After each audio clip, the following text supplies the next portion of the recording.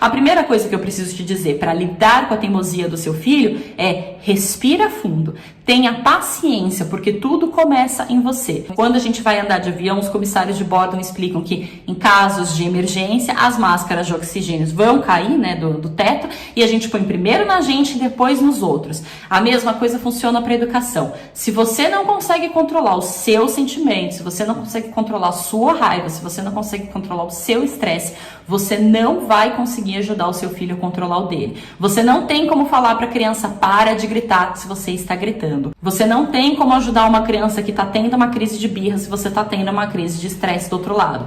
Para ajudar a criança, para orientar o comportamento da criança, para educar a criança, a gente precisa estar centrado no nosso próprio comportamento, das nossas próprias atitudes. Então, se a gente perde o controle, a gente não vai conseguir ensinar os nossos filhos a ter controle. A gente precisa ter isso primeiro para depois ensinar. A gente não ensina uma coisa que a gente também não sabe.